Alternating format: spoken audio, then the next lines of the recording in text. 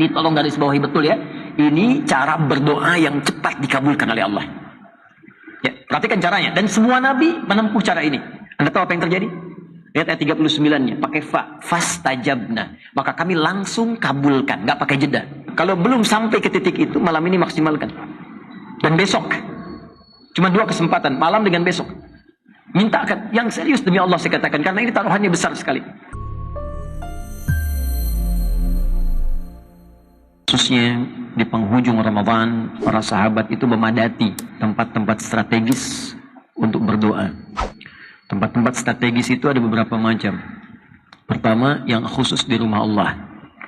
Rumah Allah itu spesifik ya. Kalau kita sekarang masjid, berada di masjid, itu peluang yang paling tinggi untuk mendekat kepada Allah, bermohon pada Allah Subhanahu wa Ta'ala. Karena itu di penghujung Ramadan, biasanya di sore-sore, ba'da asar menjelang Ramadan, itu ada sebagian waktu yang mereka habiskan untuk bermunajat kepada Allah Subhanahu wa Ta'ala. Biasanya yang diminta 3. Yang pertama adalah penerimaan dari amal yang telah dikerjakan selama Ramadan. Karena kita tidak tahu dari sekian amal yang kita kerjakan berapa yang diterima oleh Allah Subhanahu wa Ta'ala. Beruntung dan bersyukurnya kita, Allah punya sifat asy-syakur. Asy-syakur itu yang maha menerima walaupun sedikit. Walaupun tadi kita sholat itu, taruhlah 2 rakaat gitu, belum tentu 100% khusyuk kan. Tapi dari 100% itu walaupun cuma 5-10% itu masih diterima oleh Allah Subhanahu wa Ta'ala. Karena itulah kita berbahagia Allah menampilkan sikap dan sifat asy-syakur. Sifatnya asy-syakur, sikapnya menerima dengan sifat itu segala hal yang terbaik dari hamba sekalipun hanya sedikit, dan berkenan menyempurnakannya, dan berkenan dengan menyempurnakannya. Jadi kita bermohon, salah satu cara menyempurnakan itu dengan berdoa. Ya, karena itu ada doa yang sampai kepada kita, wa tammim taqsirana ya Allah ya rabbal alamin. Taqabbal minna salawatina wa qiyamana wa ruku'ana wa sujudana wa takhasyu'ana wa tadarru'ana wa siyamana wa tammim taqsirana ya Allah ya rabbal alamin. Ya Allah, mohon terima selama Ramadan ya Allah, puasa kami, salat kami, rukuk kami, sujud kami, kekhusyuan kami, penghambaan kami, semua amal kami, dan kami memahami enggak semuanya mungkin ya Allah kami kerjakan baik dalam pandangan-Mu. Namun mohon Allah, jikapun ada yang Kau nilai kurang, mohon sempurnakan Allah. Kekurangan itu Allah. Sekali lagi dapat belas. Alhamdulillah. Mohon sempurnakan ya Allah kekurangan itu dengan segala kemuliaan dari sisi-Mu. Itu yang pertama. Yang kedua, memohon khusus ampunan kepada Allah Subhanahu wa Ta'ala. Karena ini spesifik. Hadis-hadisnya jelas dan tegas. Ya, jelas menampilkan tawaran ampunan setiap detik selama 30 hari Ramadan. Kalau kita lalui 30 hari ini. Hadisnya jelas di Al-Bukhari ada, hadis lain penguatnya ada, dan 3 redaksi ya yang disampaikan. Man shama Ramadhana imanan wa ihtisaban ghufira lahu ma taqaddama min dhanbi. 1. Man qama Ramadhana imanan wa ihtisaban ghufira lahu ma taqaddama min dhanbi. 2. Man qama lailatul qadri imanan wa ihtisaban ghufira lahu ma taqaddama min dhanbi. 3. Sehingga saking jelasnya ini Nabi sendiri mempraktekkan. Setiap malam beliau memohon kepada Allah, khususnya di jeda-jeda antara 2 rakaat salat tarawih itu.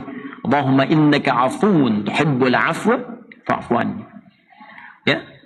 Siapa yang menunaikan puasa Ramadan, siapa yang menunaikan qiyam malam di malam-malam Ramadan, siapa yang salat bersamaan dengan malam Al-Qadar, dia kerjakan dengan penuh keyakinan iman karena Allah, kemudian berintrospeksi diri. Jadi salat yang benar itu bukan sekedar kita tunaikan, khususnya di malam-malam Ramadan, di waktu-waktu Ramadan, tapi diisikan dengan perasaan khusyuk kita.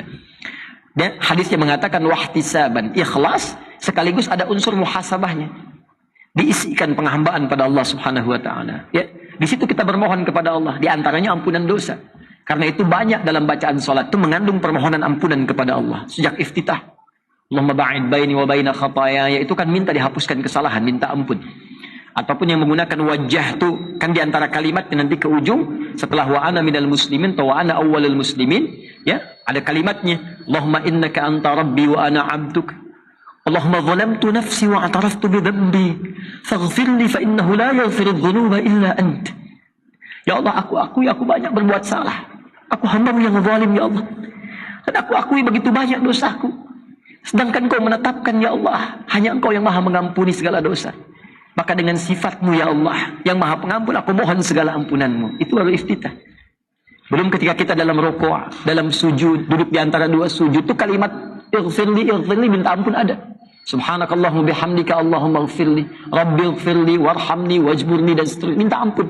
Nah, orang kalau minta ampun kan merasa banyak salah kan? Gak mungkin orang minta ampun kalau gak merasa punya dosa. Anda minta maaf pada orang karena merasa ada yang salah. Kita minta ampun kepada Allah karena merasa punya dosa. Jadi kalau cuma di lisan ya Allah ampuni tapi nggak merasakan dosanya apa, itu getarannya kurang ke jiwa. Karena itulah kemudian hal yang paling penting kita pastikan kita mendapat ampunan Allah Subhanahu wa taala. Kalau belum sampai ke titik itu, malam ini maksimalkan. Dan besok. Cuma 2 kesempatan, malam dengan besok. Mintakan yang serius demi Allah saya katakan karena ini taruhannya besar sekali. Ya, Nabi katakan ghufira lahu ma taqaddama min dzambi. Berpeluang diampuni semua dosa. Dan ini cuma Ramadan. Taubat, minta ampun sama Allah. Dan doakan orang sekitaran kita. Semua orang tanpa kecuali. Hei, siapa yang menginginkan orang lain larut dalam keburukan? Hah? Hanya orang yang kurang bersih hatinya yang menginginkan orang-orang lain terjebak dalam keburukan, kemungkaran. Betapa sering kita pikirkan karena beda pendapat dengan kita, dia harus celaka. Dia harus buruk. Dia harus tertinggal dalam aspek apapun. Sosial, politik, ekonomi, apa, macam-macam. Sepanjang dia beriman, doakan. Yang belum beriman pun kita doakan supaya Allah berikan hidayah. Pelaku maksiat kita doakan supaya taubat. Dan diri kita bermohon kepada Allah. Biasanya jadi wasilah. Kalau kita pandai mendoakan orang lain, nanti ditarik kemudian kemuliaan itu untuk menjadikan ampunan turun kepada kita. Minta. Ini kenapa saya penting sampaikan? Karena nanti yang terakhir tegas. Yang tadi jelas sekarang tegas. Ini karena dibentangkan 30 hari. Setiap detik. Selama 30 hari. Malaikat Jibril langsung memberikan satu penekanan yang kuat. Ini saya ulang-ulang, saking pentingnya ini saya sampaikan. Nabi pernah naik ke atas mimbarnya untuk memberikan tausiah. Mimbar Nabi itu ada 3 gundukan. Ya, 3 step kayak tangga gitu. 1, 2, 3. Itu begitu naik setiap tangganya, Malaikat Jibril memberikan statement. Perhatikan di antara statementnya. Raghima anfu rajulin. Sungguh kotor hidung seseorang itu. Ini bahasa kiasan, ungkapan. Ya, bu'dan maknanya. Bu'dan, sungguh tercela, jauh.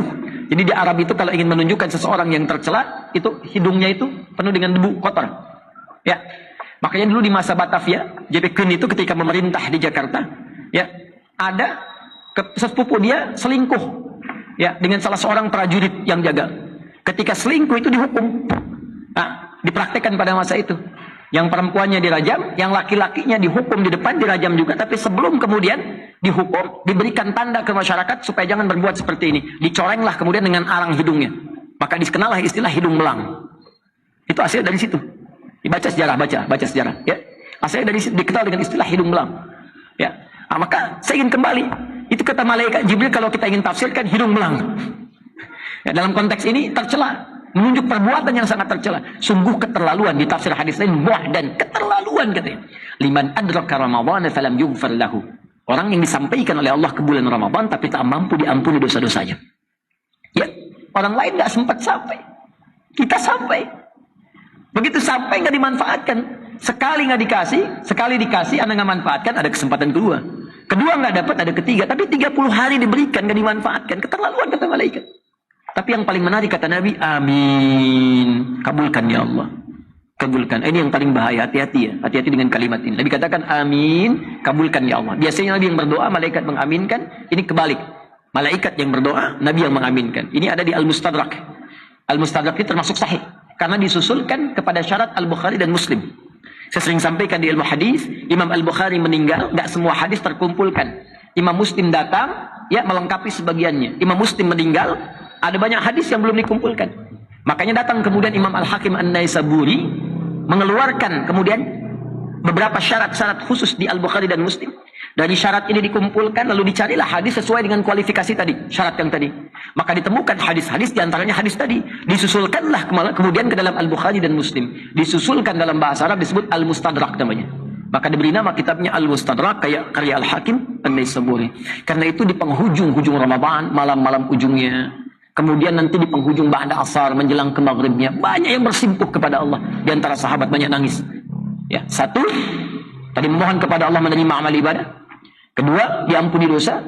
Dan yang ketiga, ini yang paling penting. Diberikan kesempatan untuk konsisten mempraktekkan hasil Ramadan di 11 bulan mendatang.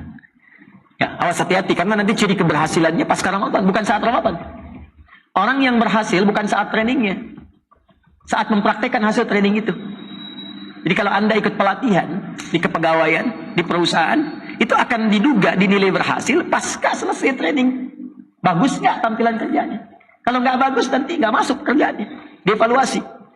Sama persis dengan kita saat Ramadan. Kalau kita ingin membuktikan kepada Allah berhasil pasca Ramadan, ya, litasyi'a, untuk meluas fawaid Ramadan fi jami'il awqat. Semua manfaat Ramadan di setiap waktu. Itu faedahnya kemuliaan satu waktu. Masjid tempat pertama. Kalau masih ada tempat nanti besok ya, setelah selesai misalnya pagi-pagi zikir pada Allah, siang kalau nanti mau meninggalkan i'tikaf ke tempat masing-masing, boleh ke rumah, mampir dulu misalnya di masjid dekat rumah, boleh asarnya, atau mau selesaikan di sini tidak ada masalah. Atau kalau tidak sempat, kalau di beberapa masjid ada protokolnya, zona merah yang sangat kuat dan kita menghormati itu, maka ambil di rumah dengan spesifik satu tempat. Apa tempatnya? Mihrab namanya. Ya, apa namanya? Mihrab. Nah, saya ingin luruskan persepsinya, mihrab itu bukan hanya tempat untuk imam di sini, bukan. Mihrab asalnya tempat khusus yang kita tujukan hanya untuk kepentingan ibadah saja. Untuk ibadah. Dan mihrab ini punya keistimewaan. Kalau dikhususkan untuk ibadah, maka dia memiliki dua keistimewaan yang sangat dahsyat. Bahkan tiga. Satu, mempercepat terkabulnya doa. Yang kedua, mempercepat datangnya rezeki. Yang ketiga, mempercepat lahirnya ampunan Allah Subhanahu wa ta'ala. Satu, mempercepat terkabulnya doa. Kedua, mempercepat datangnya rezeki. Bahkan dari sisi yang tidak diduga, nanti saya tunjukkan dalilnya. Dan yang ketiga, mempercepat datangnya ampunan Allah Subhanahu wa ta'ala. Makanya kenapa imam posisinya di mihrab? Ya, kenapa? Karena imam menjadi pemimpin kita dalam sholat. Dan imam yang menyampaikan permohonan kepada Allah dalam doa, dalam sholat. Karena itulah ditempatkan di mihrab, diharapkan doanya cepat dijawab oleh Allah. Karena itu disunnahkan sebelum memimpin itu menghadap kepada makmum. Melihat keumuman makmumnya siapa yang sholat. Adakah orang yang dalam perjalanan? Adakah orang yang terlihat dalam kesulitan? Adakah orang-orang anak kecil yang tidak mampu berdiri lama dan sebagainya? Lalu meletakkan surat terbaik, mohon kepada Allah termasuk dalam sujudnya. Ya. Nah, mihrab ini itu tidak hanya bisa kita khususkan di masjid, boleh kita tempatkan di rumah. Jadi selain bikin musalla agak besar lagi kalau di rumah misalnya, boleh di antara itu ada mihrab, tidak harus luas, tidak harus ruangan. Ada ruangan, alhamdulillah. Tidak ada ruangan, bentangkan sehamparan sejadah, cuma kita niatkan untuk mihrab. Kalau sudah mihrab tempatnya, ya, jadi mihrab itu yang tersekat namanya. Ya, yang tersekat bisa dengan konteks tekstual, disekat ya dengan pintu, dengan ruangan, bisa jadi majas, ya. Artinya apa? Kita bentangkan sejadah, cuma sekat dengan area sejadah itu, nggak boleh kita berlaku di situ selain ibadah. Makanya handphone keluarkan, ya. Jangan ngobrol, jangan macam-macam dunia, makan macam-macam, apalagi besok kan masih puasa, handphonenya keluarkan, lu fokuskan ibadah di situ. Kalau bisa kita lakukan, apa yang terjadi? Perhatikan teman-teman sekalian, ini yang dilakukan oleh Imran dengan Hannah. Sampai diabadikan dalam Al-Quran di ayat 37. Saat Imran dengan Hannah itu bukan Nabi, bukan Rasul. Makanya diberi oleh Allah contoh yang bukan Nabi, bukan Rasul, supaya kita tiru. Dan Anda tidak berkata, itu kan Nabi, itu kan Rasul. Sekarang Allah sebelum kita bertanya menjelaskan, ini bukan Nabi, bukan Rasul. Disiapkan Maryam untuk menjadi hamba yang saleh. Ya, salihah, dekat dengan Allah, rajin ibadah. Apa yang terjadi? Diberikan salah satu mihrab. Selain dibimbing oleh orang yang saleh dan pintar. Jadi kalau anak kita mau dekat dengan Allah, carikan orang yang saleh dan pintar. Bukan pintar saja, tapi saleh. Bukan saleh saja, tapi pintar. Saat itu yang paling pintar dan saleh Nabi Zakaria. Sekolahkan di tempat yang mendekatkan kepada Allah. Maaf, lompat sedikit saja. Anda ingin anak Anda dekat dengan Allah, rajin sholat. Tapi Anda sekolahkan di tempat yang tidak mengajarkan sholat. Kan tidak nyambung. Anda ingin anak Anda ahli Quran. Tapi disekolahkan di sekolah yang bahkan tidak mengajarkan Quran. Kan tidak nyambung. Nah, sekarang kembali, mihrab. Begitu dibuatkan mihrab oleh Imran dan Hannah, apa yang terjadi? Ayat 37 saya bacakan cepat. Fataqabbalaha rabbuha biqabulin hasanin, maka diterimalah ikhtiar itu oleh Allah. Jadi baru kita bikin dengan niat yang ikhlas. Innamal a'malu binniyat. Kembali ke niat kita. Begitu kita ikhlaskan karena Allah, diterima oleh Allah. Wa ambataha nabatan hasana wa kafalaha Zakaria. Kisah Maryam, Lalu dirawat oleh Nabi Zakaria, diperhatikan tadi yang saya sampaikan. Ya, apa yang terjadi? Diperhatikan oleh Allah. Jadi orang-orang yang spesifik menyiapkan diri untuk mendekat kepada Allah dapat perhatian Allah. Dan tidak mudah mendapatkan perhatian Allah.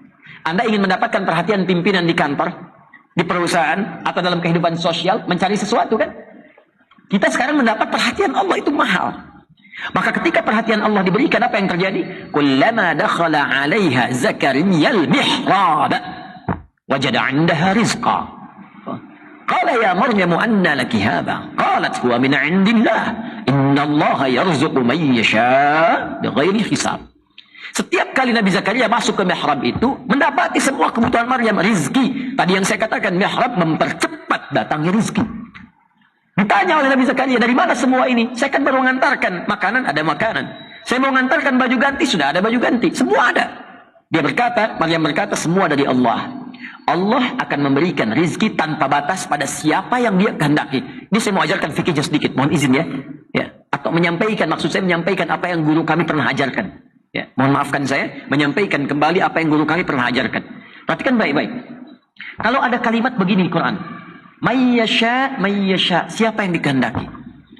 Maka jangan batasi ayat itu pada keterangan kisahnya.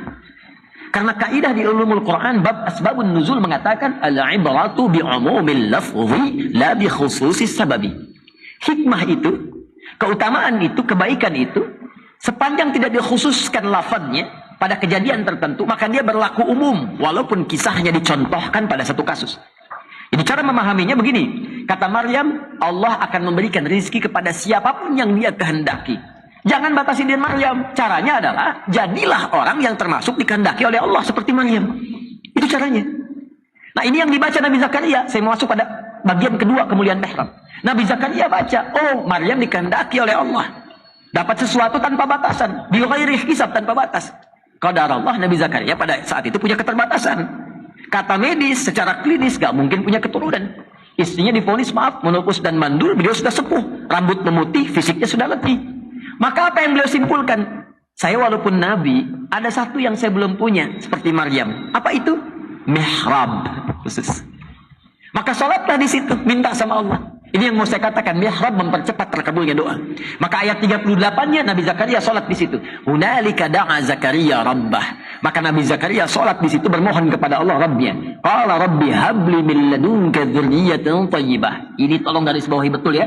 Ini cara berdoa yang cepat dikabulkan oleh Allah. Ya, perhatikan caranya. Dan semua nabi menempuh cara ini. Saya keluarkan dari Al-Quran. Ya, saya sedang siapkan satu buku. Ya, doa-doa nanti dalam Al-Quran yang pernah dipraktekkan para nabi dan rasul. Kemudian di ujungnya ditutup statementnya oleh Allah. Bila ada yang mencontoh ini, maka Allah akan mengabulkan dengan pengabulan yang sama seperti yang dikabulkan pada sebelumnya. Nah, qala Rabbi habli. Pertama, ya Allah yang maha pemberi tanpa batas. Ya, nanti kalau besok berdoa atau malam nanti berdoa, maka saya sarankan berdoa ya dimulai dengan al-asmaul husna. Mengamalkan Quran surah ke-17 ayat 110. Qulid'ullaha awid'ur rahman ayyamma tad'u falahul asmaul husna. Kalau punya kebutuhan sebut nama Allah, minta berdoa. Sebut namanya Ar-Rahman, atau kalau Anda tahu, sebut salah satu nama Allah yang terbaik yang Allah berikan kepada kita sesuai kebutuhan kita. Jadi Allah itu membentangkan nama, bukan sekedar nama, yang menjawab semua kebutuhan kita. Jadi kalau Anda butuh rezeki, sebut namanya, ya Allah, ya Razzaq. Kalau butuh pengetahuan, ditambah, ya Allah, ya Alim. Kalau butuh perlindungan, ya Allah, ya Jabbar. Kalau butuh kesabaran, ya Allah, ya Sabr. Ya. Maka Nabi Zakaria kan tadi divonis terbatas, gak mungkin punya keturunan. Maka beliau mesti menyebut nama Allah pemberi tanpa batasan. Nama Allah yang memberi tanpa batas disebut Wahhab namanya. Wahhab. Permintaan dalam bentuk permintaan tolab namanya hab. Untuk sendiri li, untuk banyakkan lana. Rabbana habli, Rabbana hablana min azwajina dan seterusnya. Maka beliau minta habli. Dzalika da'a Zakaria rabba qala rabbi habli, ya Allah yang Maha pemberi tanpa batas. Mereka mengatakan aku punya keterbatasan. Aku memohon kepadamu yang tidak punya batas dalam pemberian. Dzurriyyatan thayyibah. Ya, Rabbi habli min ladunka dzurriyyatan thayyibah. Dari sisimu saja ya Allah. Karena mereka mengatakan mustahil. Tahrif ini lafadznya khususkan ke kita. Ya Allah, mereka mengatakan aku mustahil sembuh ya Allah. Ya Allah, mereka mengatakan masalahku di rumah mustahil tidak selesai ya Allah. Ya Allah, mereka mengatakan aku tidak mungkin mendapat pekerjaan ya Allah. Ya Allah, mereka mengatakan tidak mungkin masalah selesai. Sedangkan hanya Allah pemberi tanpa batas. Aku meyakini ya Allah. Aku meyakini hanya Engkau yang memberi solusi tanpa batas. Aku mohon solusi darimu saja ya Allah ketika mereka katakan tidak mungkin diberikan. Innaka sami'ud du'a. Perhatikan cara menerjemahkannya. Ini beda dengan terjemahan di tafsir ya. Innaka sami'ud du'a. Sungguh aku meyakini hanya Engkau yang mampu mengabulkan doa. Kalau pada yang maha mengabulkan doa saja, yang maha mendengar doa tidak dikabulkan, lantas kepada siapa lagi aku mesti meminta? Anda tahu apa yang terjadi? Lihat ayat 39-nya, pakai fastajabna. Maka kami langsung kabulkan, nggak pakai jeda. Karena itu besok, kalau nggak di masjid, ya menjelang ba'da asar, boleh jeda sebentar, gitu kan? Tilawah, zikir, istighfar. Nanti menjelang ke maghrib itu enak tuh suasananya. Anda akan dapatkan keheningan tersendiri dalam hati itu. Ada getaran. Memang kadang-kadang ada kesedihan. Tapi juga disertai kebahagiaan. Seperti pertanyaan saudari kita beberapa waktu lalu itu. Ada kesedihan tapi ada kebahagiaan. Setelah itu tiba kemudian ada air mata. Begitu air mata mengalir, sertai dengan doa. Disitulah titik bagaimana Allah memberikan rahmat kepada kita. Minta ampunan, minta kabulkan doa. Maka silahkan lihat bagaimana reaksinya. Ya. Yang di rumah kalau sudah pulang esok misalnya asar mau buka dengan keluarga, ini biasa di akhir-akhir biasanya kalau i'tikaf selesai ya, di antara sahabat juga ba'da asar ada yang keluar ya, kemudian memperbanyak takbir kepada Allah, kemudian baru kembali lagi untuk berzikir memohon ampunan di penghujung menjelang maghrib. Silahkan lakukan di mihrab duduk. Nah ini yang kedua ya. Nah kemudian persiapan setelah itu takbir udah senang. Saya dengan teman-teman tuh dulu masya Allah ya, setiap Ramadan tuh suka teman-teman kabari lagi, ayo yuk masuk yuk masjid gitu. Gak usah pimpin macam-macam, gak usah berjamaah, sendiri-sendiri aja. Sampaikan, ada yang ke pojok, ada yang di mana masing-masing gitu. Ada kebahagiaan tersendiri lah, terutama ketika adzan begitu di puncaknya, air mata mengalir, Allahu Akbar, Allahu Akbar. Tiba-tiba kemudian kita mengatakan Allahu Akbar, Allahu Akbar. Ramadannya sudah selesai. Tapi ada bahagia gitu. Nah, baru setelah itu sirna, ba'da isya kita bisa bertakbir gitu. Allahu Akbar, Allahu Akbar, Allahu Akbar.